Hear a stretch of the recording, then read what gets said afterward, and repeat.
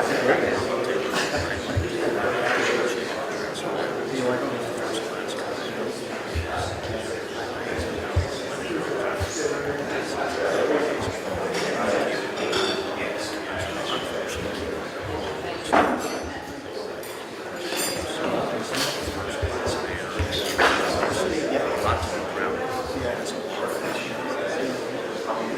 so we're kind of wrapping up here.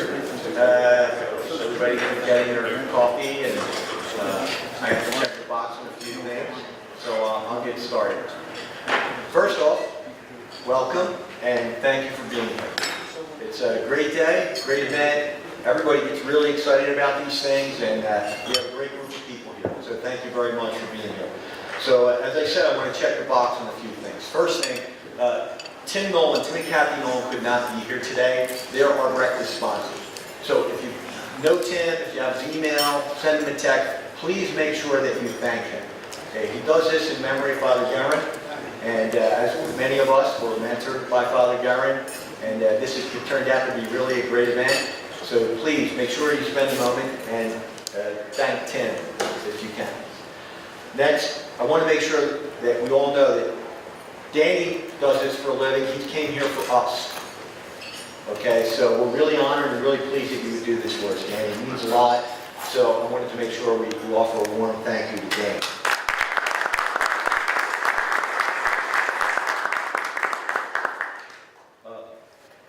Also, part of the point of us being here is to congregate with some like-minded people, some really great people. So try to make a point to say hello or meet one person that you don't know today. Two last things real quick. One is at the end, one of our good traditions is a Q&A section at the end. So please, as you're listening to Danny and understanding his message and being challenged by Danny, try to think of a couple of good questions because we will have time at the end for Q&A. Last, you'll see that there's a bunch of save the date cards on the desk, on your table here. To the right, or excuse me, on the back of the save the date card, if you see a number, then lucky you win a book, and Danny will sign it afterwards. So Danny's latest book, I mentioned this one more light. You have a number on the back of your card. You're the lucky winner. If nobody else is at your table, look to the right and find the table to your right.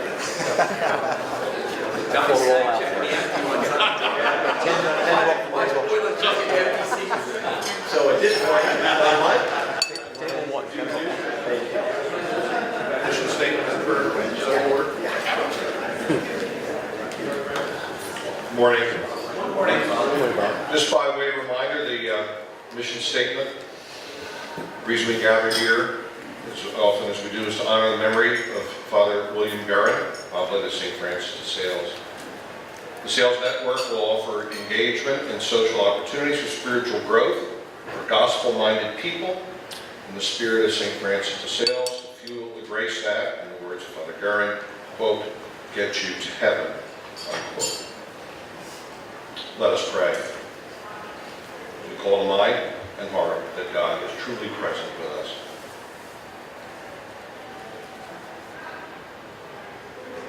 Loving God, we praise and we thank you for bringing us together. Help us in our efforts to live this day well. Guide us in our desire to embrace each and every present moment as it comes. Gift us with the grace and the tenacity we need to thank you for the gift of life by sharing the gift of life with each other. We ask this through Christ our Lord. Amen.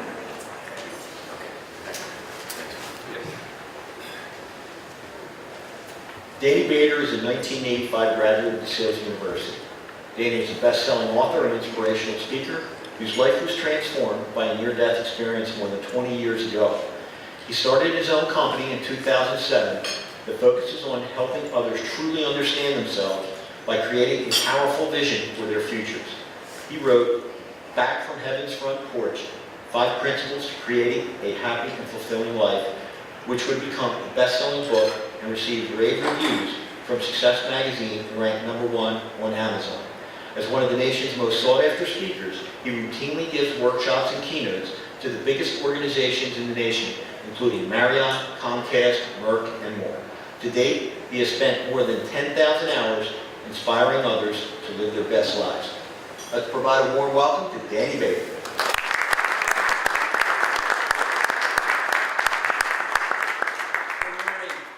Good morning, ladies and gentlemen. So in 2 days, on May 19th, that will mark 34 years since my classmates and I left Center Valley, and I got that wonderful piece of trivia from my friend Pat McCall back there, 85, and Paul Patrone. They are tremendous historians on DeSales University. They can tell you the names of the ladies that were in the cafeteria, giving out those fried eggs and everything else, right, Patrick? So, yeah, 34 years certainly goes quick. I left Bishop Kenrick in 1981 in Norristown to go to Allentown College. My intention was to go there because I thought I had a shot to play basketball. And I played for 2 years, and I use that term loosely because I think freshman year we rotated a uniform, so I suited every 3 games. And I played guard, and there was a guy named Mario Vicari that many of you probably know. Well, Mario was the point guard, he was getting ready to graduate. So I thought this is good. I'm going to get some playing time. And then a guy named Jerry Meza came in from Father Judge, and I said, you know what, I think I'm retired from basketball. So to and through, I think was our motto there. But I went to study accounting. Now, I didn't know that I was going there to study accounting because I was going to go there and try to play basketball. And my mom said, well, you need a major. And I have 6 brothers and a sister, 8 kids from Norristown. And in all of her wisdom, you know, she said, you need a major. And I said, well, I don't know, Mom. She said, you should major in accounting.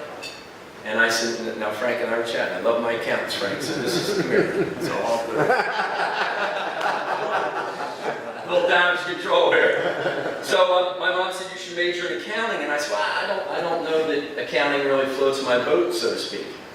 And she said, well, you did well in high school. And I said, well, you know, high school accounting was not that difficult. It was easy, debits, credits. And I said, I think I'm going to go in undeclared. And she said, I think you're not. As moms would say. So I said, all right, you give me one good reason why I should major in accounting, and I'll go for accounting. Now, my sister is our oldest, right? My sister Tricia, my best friend, she had just graduated from, went to Mercy College, and she had a bunch of male friends. And one guy graduated from St. Joe's. So my mom, in her persuasion for me to major in accounting, she said, well, you know Tricia's friend, you know, and she described, I said, yeah. She said, he just graduated. I said, okay. She said, he majored in accounting. I said, okay. She said, he just bought a brand new Honda. And therein lies why I majored in accounting. Yes, never practiced. And now having written 3 books and doing the speaking, I think I probably should have spent more time with Ma Butler, remember? Ruth Butler up there. And Greg Moray. And I did have a little experience, I guess is a good way to phrase it, up at La Buddha, because I was very attracted to the arts and speaking and everything. And I went out for Othello, which is a Shakespeare play, and I didn't get the part. And Dennis Razzie, who many of you probably know up there, he gave the feedback that I sounded like Rocky Balboa doing Shakespeare. So no accounting, no yes. So we go to college to learn, right? To pick up knowledge, and we did. Although I think what I really picked up at DeSales, Allentown College, then back in the day, as a matter of fact, I know I did, was the importance of our faith, our family, and our friends without question. And that message was really solidified for me on a journey that I took after July 28, 1992, because I was working for 2 brothers that had a roofing company, and we were getting ready to leave for the day. And we were lowering a metal ladder. And I said to the guy, you know, that I worked with, Bruce, wonderful guy, 3 kids. I said, are we clear of these wires? And he said, yeah, we did it this way this morning, we should be okay. You know, and he and I were just cleaning up for the day, so you don't pay attention. And we hit a Pico line with about 8,000 to 10,000 volts of electricity in it. Came down, went into my hands, and went out my feet. I had 2 holes on each side of my feet, through my socks and through my boots. And it stopped my heart and lungs and everything. And I'll share a little bit more about that with you. So I had to kind of figure out what I needed to do in life. I was forced in a survival mode, really. And we all have our story, right? I'm just thankful, you know, I'll share mine and see how it lands for you, because it's through the stories of others that we reflect on our own life. And that's our intention today. So I wrote in Back from Heaven's Front Porch about 5 principles that I put together, and I call them jackrabbit. All the animals in the animal kingdom, the jackrabbit has really good vision. Its eyes sit back on its head and very high up. So if I'm a jackrabbit right now, I have full awareness of what's going on. So important for us in life. I mean, think about a time, for many of us probably, where we're so focused on an area of life and everything's going well, and then we turn around and we're like, oh, what's happening over here with some of those other areas? So 5 principles. The first one is to develop vision, the ability for us to imagine what needs to be real. So I am sure that many of you in business have practiced that principle. Steve Jobs, when he came back to Apple years and years ago, when Apple was starting, remember Steve Jobs left and then he came back, and they were kind of, the stock had fallen. And if you read Newsweek or Time, Steve Jobs said to his leadership team, he said, we need to come up with a device that holds 10,000 songs and is smaller than a deck of cards. Vision, right? The ability for us to imagine what needs to be real, and sure enough, our lives were changed forever. If you think about our faith, so what's really cool now, when I speak in organizations, I can kind of weave in my story and my spirituality, but you're still in organizations. When I'm here this morning, right, honoring Father Guerin in the institution, I can kind of really bring the faith a little bit. So if you think about these principles, develop vision. Proverbs says, without vision the people perish, right? Without vision we get lost. So I had no vision when I graduated from Allentown College. I got a sales job, I was really lucky, I was networked in, I was selling medical equipment, I hated it. My mom said, you can't leave your job, you have a car. So in all of my wisdom, I said, well, I'll fix that, and I went out and bought an $800 Volkswagen. And I said, now I have a car, so I can leave my job. Now when I went to buy that Volkswagen, it was backed into the parking lot. The guy met me at like McDonald's or something. So I looked at it, I paid him $800. About a week later, I realized that it didn't have a reverse. The wisdom of mothers, right? So I certainly was lost there. I worked for a year, and then I tended bar. I used to go for a couple of years from Avalon, New Jersey to Aspen, Colorado, trying to find myself. And my mom would always say, well, Daniel, did you find yourself yet? You know, mothers. And I said, no, but yesterday 2 feet of fresh powder, it was really very nice. You need to come home and get a real job, she would say. And my brother Paul, who's retiring from Merck, in 2 weeks, she would always say, talk to Paul, see if he can get you into Merck. That was one of her lines. So I was lost because I remember another good friend of ours, college roommate, you know, Pat and Paul Patrone and these guys, Jerry. Joe Mullen was a practicing CPA back then. Or he got a CPA and he was doing some taxes. Has had a great career in real estate now. And I think back, he always had a vision at the sales around real estate, right? So the ability for us to imagine what needs to be real. But one year I said to Joe, I said, hey, listen, will you do my taxes for me?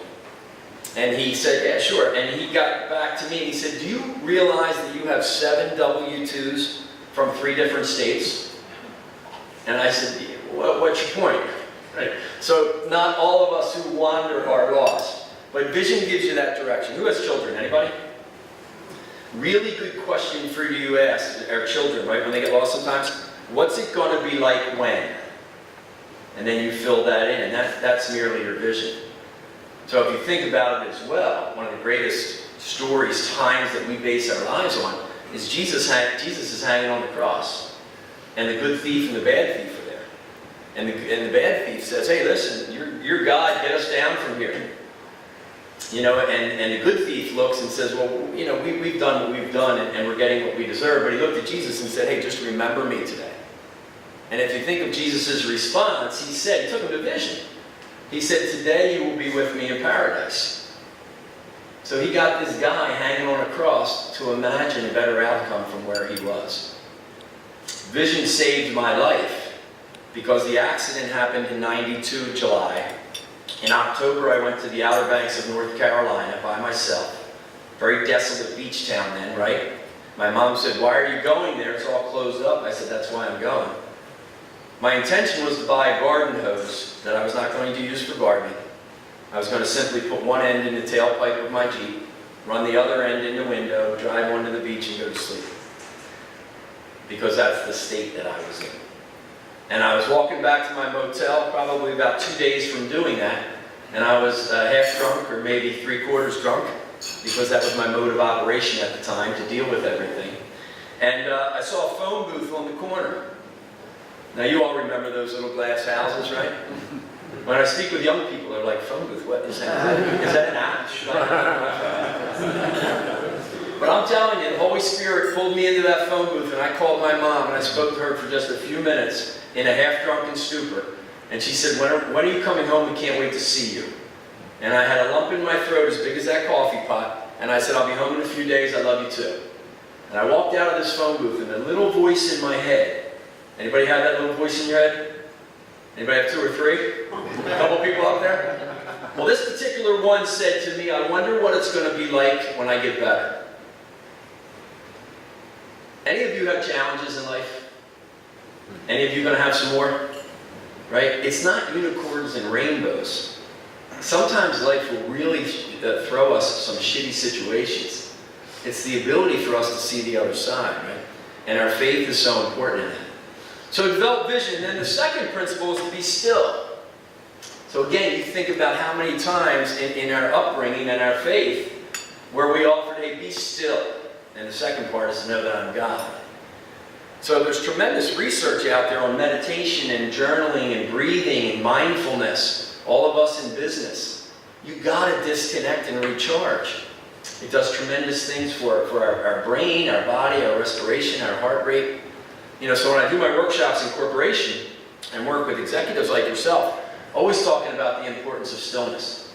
So it shows up that way. Now some of you were practicing stillness back in Center Valley, I remember, and it usually was Saturday morning after a night at Spring Valley or the Peppercorn or one of those fine establishments, right? And you were awful still there. But again, for the Outer Banks, when you think about that trip when I went down there, my mom said, why are you going? She said, it's very, very quiet, and I'm convinced that it was the stillness down there that I experienced that allowed me to hear something that had nothing to do with these. I say it's often in the absence of sound that we hear the most. And many times when we're struggling in life, people will say, you just need some time to yourself. You just need to get away. So I would offer to you right now, in the principles that you practice in life, are you incorporating stillness? Because that's where the Spirit is. And I think that's what we really need to tap into as we move on our way. The next principle is called Know Thyself. So there was a famous guy named Socrates, right? Socrates back in the day. And he said this, know thyself, know your strengths and your weaknesses, your relation in the universe, your potentialities, your spiritual heritage, your aims and purposes, take stock of thyself. So I certainly did not know myself when I went into sales and I majored in accounting and stayed in that pursuit, when I knew that this is probably not for us. So we know ourselves, certainly at our ages right now. Some of you younger folks might be sorting that out. But what do we do well? And they say that the greatest opportunity we have lies in the area of our greatest strength. Don't fix your weaknesses so much anymore. Too many leaders in business are trying to fix somebody's weakness, and that's not good. Rather than say, hey, this is what you really do well, let's go be great at it. Now we've got to minimize some of those weaknesses for sure. So think about that for yourself, and think about that for the people that you lead. You know, and think about it for your children as well. In terms of knowing yourself, you also want to know how you think. What are the beliefs that you have about your world? Because our beliefs form our mindset, which is our attitude, and that's where we act from. We don't act from logic, right? If I acted from logic, I would change my major. If I acted from logic, I would not have bought that $800 Volkswagen that didn't have a reverse gear. See, we act from emotion. So you have to watch your thinking. So when I lowered that ladder and we hit and my friend died and I died, I came back, he didn't. I had a lot of beliefs about that accident. They were this: it's my fault, I screwed up, life sucks, his kids don't have a dad, I don't deserve to be happy. See our beliefs about something? So then they formed that mindset of me as a victim, which then slid into some abuse, which gets you to an outcome that's not so good. So the best way to change a situation in your life is change yourself in it. how else can I look at this? One of the greatest things we can say around growth is, I never really thought about it that way. Right? That's the key to kind of break through and move into a different space. We also have to watch our values, right? So when was the last time you looked at a list of values, and you can find them on the internet, and it might be 40 or 50 values, and you circled your 8 or 10. And then you gave them a score from 1 to 5. 5 being, you know what, my life is really designed around these values and I'm living into them. A 2 is, ooh. One value that I know, and you all know probably, is to be in truth. I have been out of truth in my life sometimes, man, and it is brutal. So it reminds me of these 2 guys playing golf, and they're in the championship at the tournament, and they go to extra holes, right? So they're tied after 18, and they go to the extra hole, so they're playing the 18th hole again. This guy's name is Mike, and you're playing with him, and I'm playing with him, right? And you hit one down the middle, and Mike stands up and he pushes it into the woods. And you being the good man or lady of integrity, you say, you know what, Mike, I'm going to go help you look for your ball. You're sitting pretty. You've got about 7 or 8 iron in it. Johnny Boylan probably have knocked down 9 the way he plays. So you go in, you're looking for the ball, and he's looking for his ball, and you say, Mike, what are you playing? And he says, oh, I'm playing Titleist 3. You look around a little bit, you look around a little bit, and Mike says, you know what, why don't you go hit your shot, I'll take one more look, and if not, I'll drop it. It's for a club championship now. So you go ahead out, and you stand over your ball, and you take a look at it, and you visualize that shot, and you hit a beautiful iron that hits right where it needs to, and it kind of draws back a little bit. You've got about a 3-foot uphill straight putt for birdie. After you hit, now you hear a voice coming from the woods and say, hey, found it. And now you have a choice. You can reach into your pocket and pull out his Titleist 3. Or you can keep your mouth shut and see how this plays out, right? Very important for us to stay in value. And we're human. Recognize when we get out of it and then course correct back in there. Very, very important for us to do that. And then I think, as our patron saint, St. Francis de Sales said, it really comes down to knowing yourself is this. He has a great saying. 2 of our boys, Luke and Joey, went to Salesianum, so I got my 2nd and 3rd dose of the Oblates, which was a good thing, fathers. And Father Conley, Michael Conley, and Jimmy Greenfield are good friends, so I value that influence. But St. Francis de Sales said, be who you are and be that well. I think that when we're authentic, it's probably the best thing that we can do. So just take a little inventory, right? You know, what's your vision, what's your values, how you showing up as a dad, significant other, you know, boss, leader, son. Those things are real important. The 4th principle is to seek support. Seek support. And that's where I talk about, after that accident, I had so many people in my life that loved me and that wanted to help me get better, and I didn't let them in. There's a guy named Dan Buettner. He works for National Geographic, and he has a book, and he talks about this thing called the blue zones. And there's 5 blue zones that they have identified in the world. They are in Italy, Costa Rica, Greece, California, and Okinawa, Japan. And he goes around and he said, in these areas, people are the healthiest, the happiest, and they live the longest. And he's trying to understand what's so special about these places. Now in Okinawa, Japan, they have a custom, goes back many, many years, where when children are born, the moms will bundle them up into something called a moai, M-O-A-I. And what they do is they put together 5 children. And they say, okay, you're the moai. And you must go through life together to support one another through challenges and certainly celebrate those things as well. So if you go on and you Google this, it's really interesting. In there, they were interviewing ladies in a moai. They had been together for 97 years. The average age was 102 years old. And there's another study called Grant and Gluick, right? It's one of the longest social studies going out of Harvard. And they studied very poor men in Boston, and they studied gentlemen that went to Harvard, highly educated, you know, well-to-do. They followed them through 75 years of their life. And they looked at every variable in life. Are you married? Are you not? Are you straight? Are you gay? Do you have children? Have you lost anybody? Are you a laborer? Do you own a company? Are you rich? All the variables.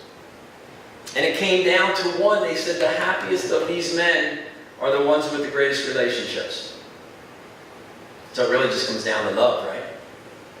I have a wonderful brother now, Bobby Sinnott, who is battling ALS. And he gave a great talk in February just up the road here, and his message was love harder. Just love harder.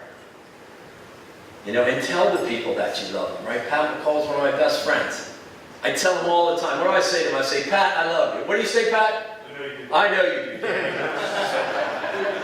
But on July 28th, every year, when I'm in town, Pat and I and Joe too sometimes, we will get together at the watering hole in Stone Harbor. And it's the anniversary of my accident.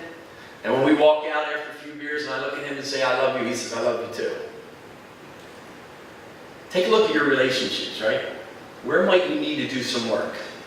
Because that's what we're here for. We really need to seek support. The other side is the be support.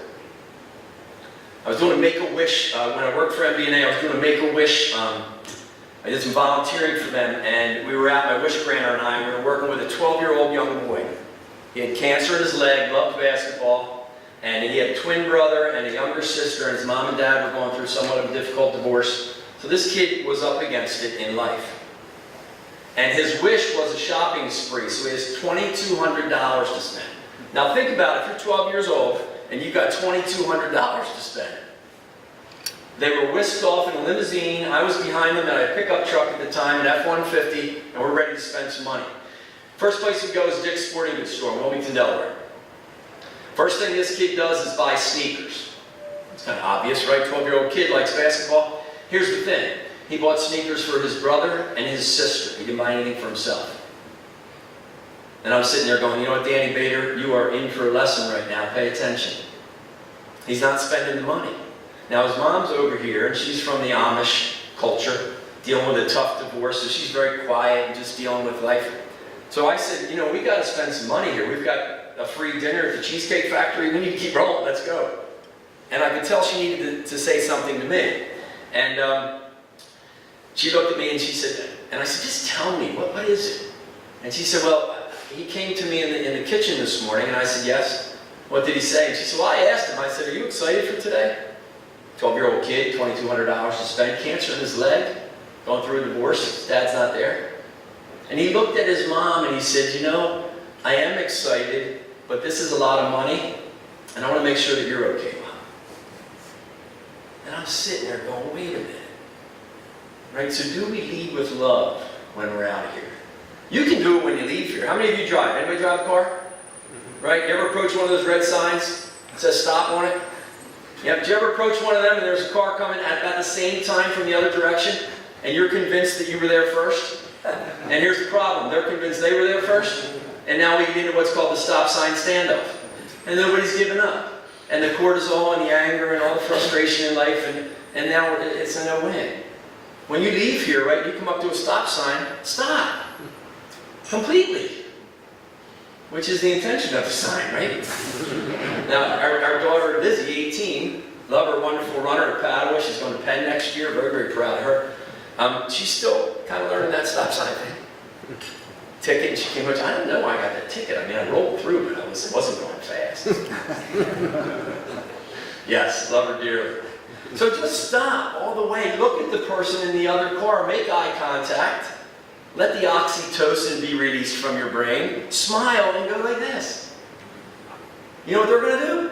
9 times out of 10, they're going to stop. And they're going to go, no, you. And now we got a good stop sign standoff. Now, of course, the person behind you is going, somebody better go soon, because this is a little ridiculous. But I think we all really need to lead with love a little bit more. The last principle of Jackrabbit then, right, is we develop vision, we seek support, we be support, we practice some stillness, we connect with the Holy Spirit. And the last one then is to evolve, is to undergo continuous and gradual change. So Mark Twain asked us, what is the most vigorous law of our being? Got this from my mother-in-law down to Cape May. She'll give me little sayings from time to time. What is the most vigorous law of our being? And he offered to us that it's our growth. And that's what to evolve is, to undergo continuous and gradual growth through all of our life and all of our journey. So I would offer to you that In this book, my third book, I Met Jesus for a Miller Lite. The second one was Abraham's Diner. And I had Oblate input on all of my books. Jimmy Greenfield, Father Greenfield, wrote the foreword for Back from Heaven's Front Porch. And then Father Conley, Michael Conley, helped me with this one because there's character in there, obviously. Jesus, I don't want to give away too much. But he's having a conversation with Michael, who is the lead character, and he was a running back in the NFL. And he's played for 3 or 4 years, a couple concussions, and he gets knocked out early. So he's lost a little bit of his purpose, so to speak. And Michael's having a conversation with Jesus, and he's interrupted by a guy, and they talk, and they used to see one another at church growing up, and the guy doesn't go to church anymore. And they have a conversation, and Michael says to Jesus, he says, so should these people, should they come back to church? And I was in the Salesianum Library with Father Conley when we were going over this part, trying to get it right. And he offered me, like all these fathers would, he said, no, Michael, Jesus ought to look at Michael and just say, don't come back to church, just come back to the message. And the rest will follow. So it's important for us as we go about in our business, right, hitting our goals and making our money and all that. That's all great. And that's the what. But the question really for us to reflect on is the how are we doing that? So I'll leave you with a parting thought, but before we do, maybe we'll just take a couple of questions and then I'll close and we'll wrap up. So what thoughts or questions or insight or even violent opposition might you have to what I've offered you today? Remember, I have 6 brothers. You cannot offend me. Jimmy Mack. Danny, thank you for being here. You're welcome. So I'm 80% done with your book. Okay. The front. Heaven's Front Porch. Yeah.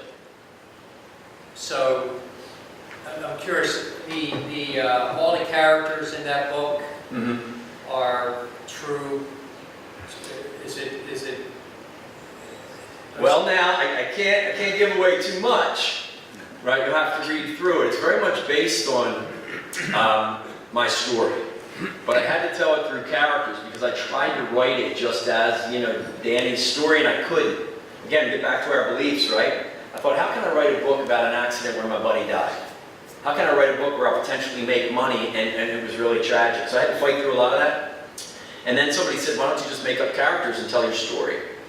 And I said, but then it won't all be real. And they said, it's okay, you can ask what parts are real, what parts aren't real.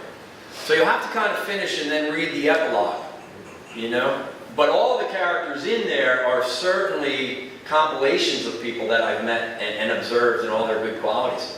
All the Jackrabbit principles came out of me watching other people who I admired and who inspired me through that dark time and said, okay, what are they doing there? What's David doing? That guy like that. What's he going? And then I just distilled them into those principles. So my dad, my dad's 89, West Catholic, any West Catholic people in here? So when my dad read I Met Jesus for a Miller Lite, he says to my mom's 81, St. Basil's, Alany, we were talking to Cardinal Doherty, right? My mom said, well, Bud, how did you like the ending? He said, geez, it was good. It was good. And my mom said, well, what about this? And he said, what are you talking about? And she said, well, the ending, Michael did. And he said, nah. And she said, did you read the epilogue? And my dad says, no, I thought that was just a bunch of BS or whatever. I said, he didn't read the epilogue. So then he went back and he said, I like the ending. I'm like, great. Yeah. Well, Mom and Dad are the best, man. They are the best. So yeah, you make up characters, and it's really cool to be able to, we learn through story, right? You think about, we learn through story and the experiences of other people. So the more we can land, you don't want me to tell you about stuff. You want to hear different stories because that's what's going to move us emotionally. And hold up the mirror where we go, okay, here's where I maybe need to do a little bit of work. Yeah. Thought, question? Anybody? Yep. Tim? One of Father Garen's big themes, and the older crowd here would know this, was focused on something other than yourself. Yeah. Focus on something other than yourself, right? Who in here volunteers? Anybody? Right? Or just random acts of kindness. That's what the world, we need more love now than ever.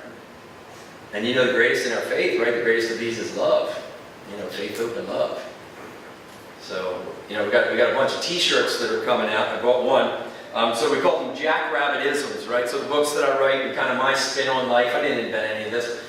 This one, we just released yesterday on Facebook. So what we do is we just put the letters, and then underneath is what it stands for. And we got Jackrabbit logo, and we partnered with the ALS Foundation up in Cambridge Therapy, so we're going to do $5 from each t-shirt there. But the first one is DLDSM, and it stands for Don't Let Dumb Shit Matter. Yeah, so how many of you go, well, I probably let some of that matter too much. So we certainly have one for Rich right here, because I know he practices that. You all know that, right, Tim? But we'll have a bunch of those t-shirts coming out, and another one will be a red t-shirt, LWL, Lead with Love. Because we all need certainly more of that out there. Yes, David. Yeah, so you've obviously been on a journey. You can see how the Holy Spirit has, prompted you from going to that phone booth, and your discussion was great. Sure. When we look at that, your accident, and we'll hear about what happened when you had that electrocution. Great. You were probably, I'll call it, for a better word, sparked. You were probably sparked to, get Sure. on with your life and do Sure. what you're doing today, because you can see what empowerment you've had with other people, just like how you're here today, leading us with a talk that's great around the gospel, as well as envisioning the things we need to do. As Father Garen would say, another thing is, your business is right in front of you, look through the woods, it's right here. It's like you gotta look. Yeah. So just, maybe just take us through Cool. your spark. Thank you. That happened to you and what ignited you. Yeah, I would be happy to. I would be happy to, and that was in my clothes, so I appreciate you asking that. Before I do that, is there any other one or two questions? Because David, I will share that with you. Any other thoughts? Yes, what's your name? I'm Paula Riley. I appreciate what you had to say. Great, thank you. And I love walking out here and thinking, okay, I'm going to think what this guy said today, and I'm going to, do better at work, or I'll be better to my kids, or maybe, be nice to my husband, or whatever. But, Nice your husband should be at the top. sorry. No, that's all right. You can rank that accordingly. No, but so I'm curious, so like, what do you do, or in the individuals you encounter with, like, what are your kind of daily actions, or what do you do to kind of keep yourself on that path, and walk out every day with these kind of inspirational thoughts, or I want to go do that, and stop. Like, Yeah. I'm just curious if you practice anything, or I do, yeah. It's called, for me, it's called kind of, I think of the first four. I think of the final four. And I'm certainly know the final four because my wife was a cheerleader at Villanova in '85 when they won the first two championships. Our dog's name was Nova. But I think about the first four. So when I wake up, I smile, write down I'm thankful, then I visualize my day, and then I get my ass out of bed. That's the four things. You go like that, right? So I wake up, smile. First thing I do as soon as I get out, I just hit my knees. I just go right to the floor. Say a quick prayer. Then most days I'll come down and I'll journal. I did this morning already. And I was thankful that I'm going to see Trish and Bobby on Sunday. He's back from some treatment in South Korea. I'm thankful that Lizzie is competing in the Delaware States today. And I was thankful that I was coming here. So if you look at my journal, it's those three things. Coming to just kind of be with you and share some thoughts that may land appropriately for you. So that's kind of how I start the day. But you really have to work on your beliefs, And in the work that I do, I'm always trying to think, how am I thinking about this? And the one thing that I really worked on, and all of us probably, is not to be in judgment of others. If you just understand that everybody is on their journey, and if I can support, great. If I have to love them from a distance, sometimes that's our strategy as well. So yeah, you got to get your day off. There's so many good chemicals available to us, serotonin, oxytocin, dopamine. You want to get them into your brain as soon as you can. You don't want to start stressing about a difficult business meeting that you have because there's all the cortisol. Think about the business meeting, right? Understand how you're going to show up authentically. Hold a successful outcome to that, right? See a good outcome of that business meeting, and then get rolling. Yeah. Anybody else? All right, one more, and then we'll roll. So who do you like to read? Who are your favorite authors and why?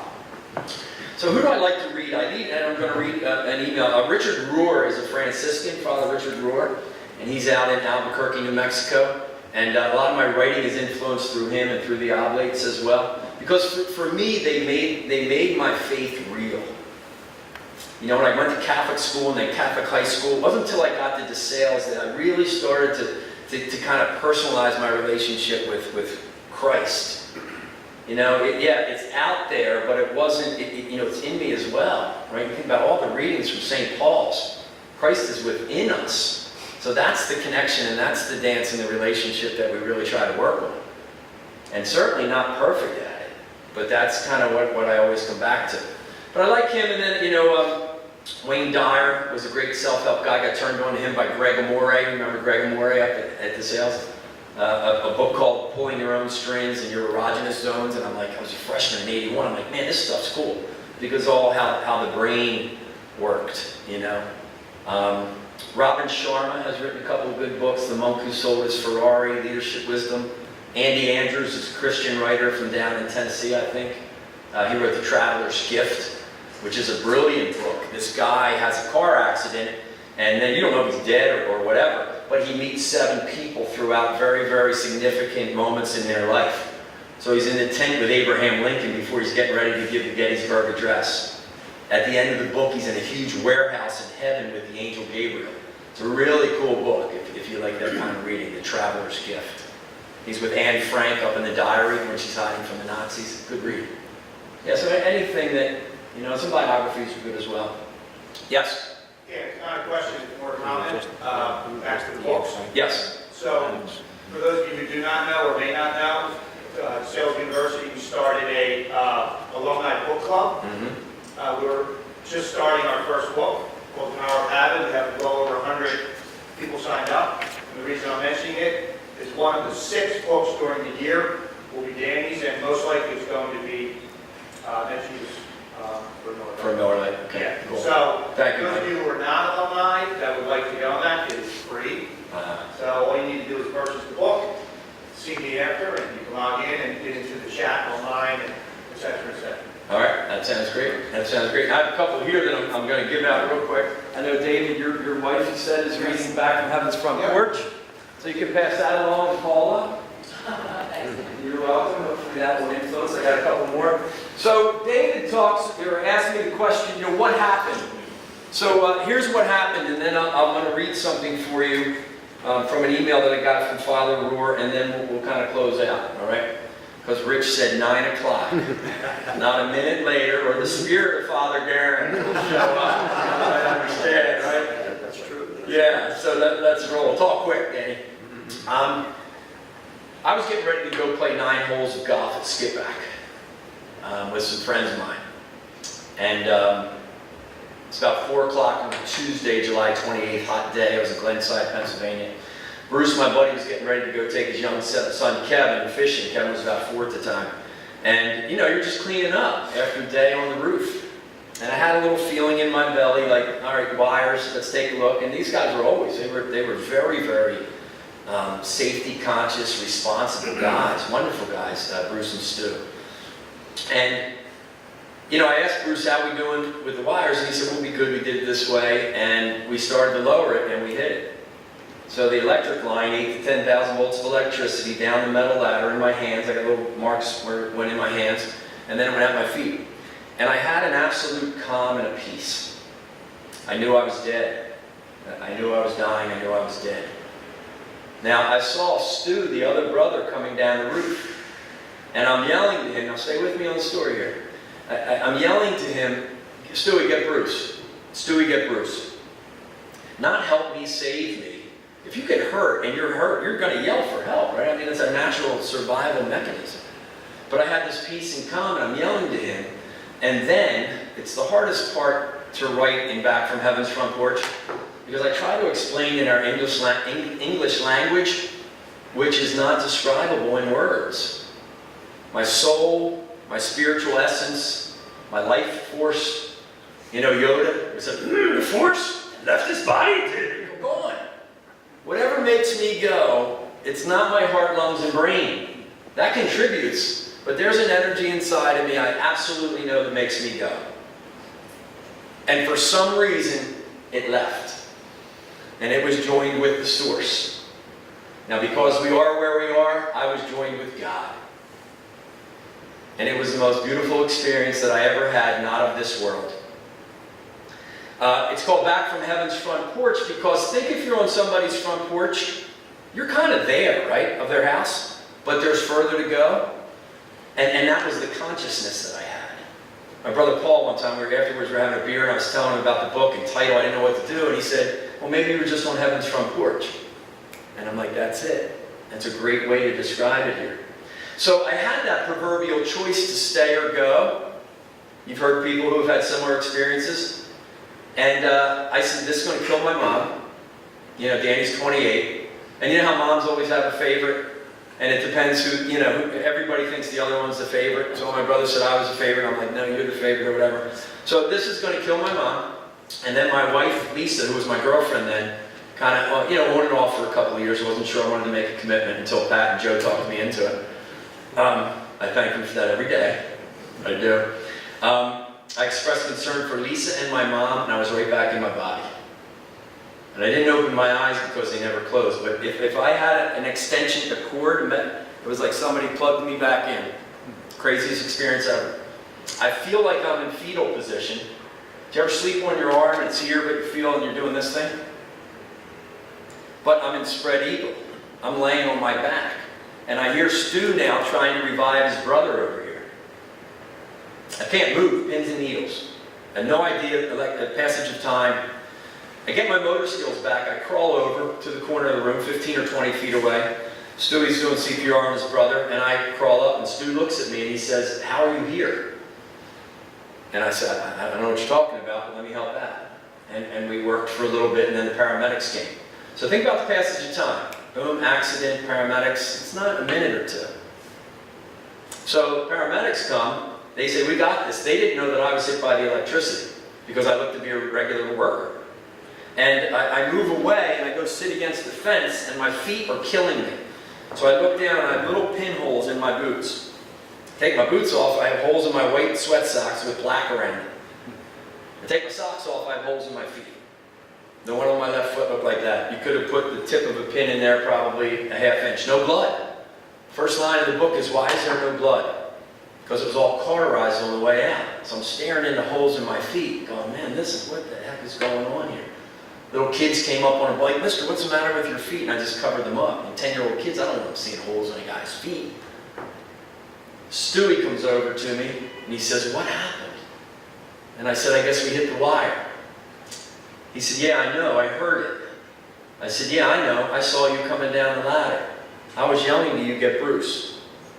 He looked at me, God rest his soul, Stu died a couple years ago, way too soon. He said, what? I said, I was yelling for you, get Bruce, get Bruce. He said, no. He said, you didn't say anything.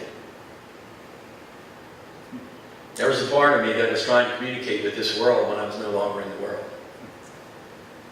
He said, I came to you first. I rolled you over. Fetal position, that's how I got to this. He said, your eyes are rolled back in your head. You had foam all over your mouth, no heart rate, no respiration. I tried CPR on you for a few minutes. Gave you up for dead. Kept thinking we killed Dan. Ran across the street, called 911, right? No cell phones then, really, 1992, not many. Ran back past me and then went to work with his brother. So Stu would always, you know, I would ask how long was I dead? And he would say, I don't know, 8 minutes, you know, trying to do the math. But there's no question that when our body stops, there's a part of us that's going on.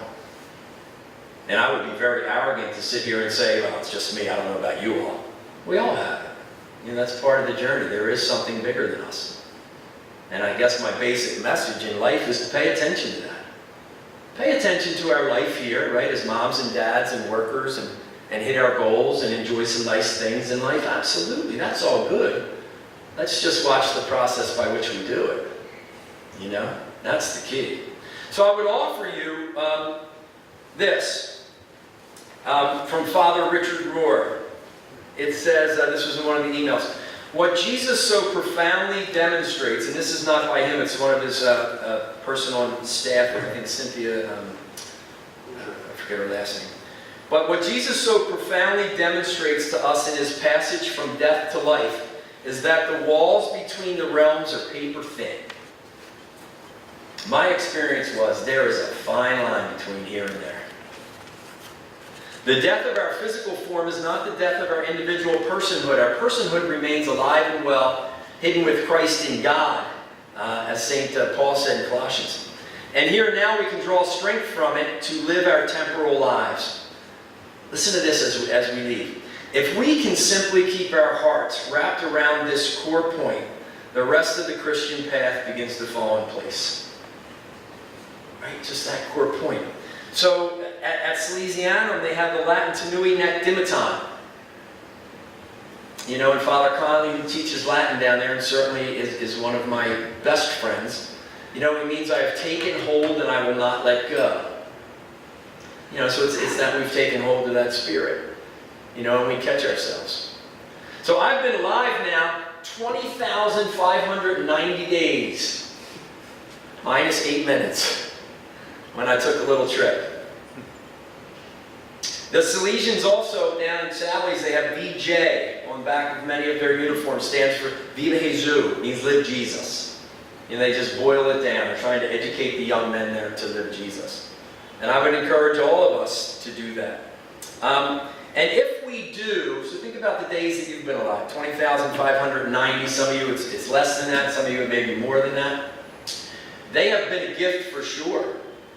But the greatest gift, I believe, that we have is when we walk out of here, we're walking into our question marks. Our question marks is all the days that we still have to live. But I would encourage you not just to live, but to be alive. And there is a radical freaking difference to that, my friends. I know, because after the accident, I was living, I wasn't alive. Until I tapped back into what? Faith, family, and friends. So think about those things. And as we chart our course, Hollywood does a wonderful way of reminding, I know Tony's son's out there, my son Joey's out there in that Hollywood world, but they really do a good job of giving us some messages to consider. So there was a movie released in 1998, Meet Joe Black. Anybody ever see Meet Joe Black? So the premise very quickly is Brad Pitt, 20 years ago, is death. Death shows up in the form of Brad Pitt. He shows up to take Anthony Hopkins, whose character is Bill Parrish, multi-billionaire beyond measure. And Hollywood does a good job in there, and there's some subplots and all those things. But the final scene is this. Brad Pitt is there with Bill, and they're at a big event at his estate, black tuxes and fireworks and everything. And Bill Parrish, Anthony Hopkins, and Brad Pitt, death, are standing atop a stone walkway in the gardens, and it's very lavish and it's lit wonderfully, and Hollywood does a great job. And Bill Parrish, as they converse, because Bill knows this is it, I'm going to die right here, right now. And he looks at death, Brad Pitt, and he said, "Should I be afraid?" And Hollywood now, as they would do, does a wonderful close-up of Brad Pitt. And he looks at Anthony Hopkins and he says, "Not a man like you, or a woman like you." So as we leave here, I would encourage you, let's just live big, bold visions, keeping that Holy Spirit real, real close to us, and enjoy this life. Be alive and be not afraid. So God bless you all. Thanks a lot for having me.